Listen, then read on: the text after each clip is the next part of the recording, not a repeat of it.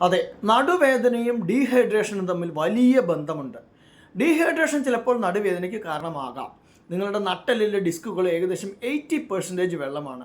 നിങ്ങൾക്ക് ഡീഹൈഡ്രേഷൻ സംഭവിക്കുമ്പോൾ ഈ ഡിസ്കുകൾക്ക് വെള്ളം നഷ്ടപ്പെടുകയും ഇത് ബാക്ക് പെയിന് കാരണമാകുകയും ചെയ്യും.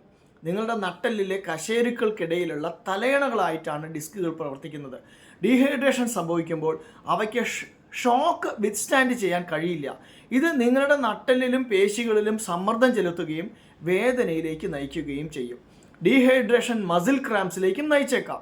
ഇത് നിങ്ങളുടെ പുറകിൽ വേദന ഉണ്ടാക്കാം. ഡീഹൈഡ്രേഷൻ കാരണം നിങ്ങളുടെ പേശികൾക്ക് ശരിയായി പ്രവർത്തിക്കാൻ ആവശ്യമായ ഇലക്ട്രോലൈറ്റുകൾ ലഭിക്കുന്നില്ല. ഇത് മസിൽ ക്രാംസിന് ഇടയാക്കാം. മാത്രമല്ല, ഇത് വളരെ വേദനയുണ്ടാക്കുന്നതുമാണ്. കഴിഞ്ഞ വീഡിയോയിൽ നമ്മൾ പറഞ്ഞതുപോലെ ഡീഹൈഡ്രേഷൻ തലവേദനയ്ക്കും കാരണമാകും.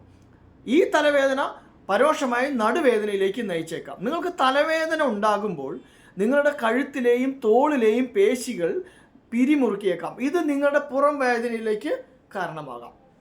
ഇനി ജലാംശം നിലനിർത്തുന്നതിനും നടുവേദന തടയുന്നതിനുമുള്ള ചില ടിപ്പുകൾ ഇതാ.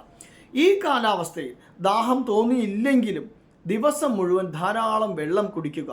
പ്രതിദിനം 8 ഗ്ലാസ് വെള്ളം ലക്ഷ്യം വയ്ക്കുക. എന്നാൽ ഇത് നിങ്ങളുടെ ഇൻഡിവിജ്വൽ ആവശ്യങ്ങൾക്കും വർക്കിംഗ് നാച്ചറും അനുസരിച്ച് വ്യത്യാസപ്പെടാം. ധാരാളം പഴങ്ങളും പച്ചക്കറികളും കഴിക്കുക. അത് ജലത്തിൻ്റെ നല്ല ഒരു ഉറവിടമാണ്. നിങ്ങൾക്ക് ഡീഹൈഡ്രേഷൻ ചെയ്യുന്ന പഞ്ചസാര അടങ്ങിയ പാനീയങ്ങൾ, മദ്യം, കഫെയിൻ എന്നിവ ഉപയോഗം കുറയ്ക്കാൻ പറ്റുമെങ്കിൽ വളരെ നല്ലത്. ചൂടുള്ള കാലാവസ്ഥയിൽ വ്യായാമം ചെയ്യാനോ സമയം ചെലവഴിക്കാനോ പോകുകയാണെങ്കിൽ നിങ്ങളുടെ പ്രവർത്തനത്തിന് മുൻപും ശേഷവും ധാരാളം വെള്ളം കുടിക്കുന്നത് ഉറപ്പാക്കുക.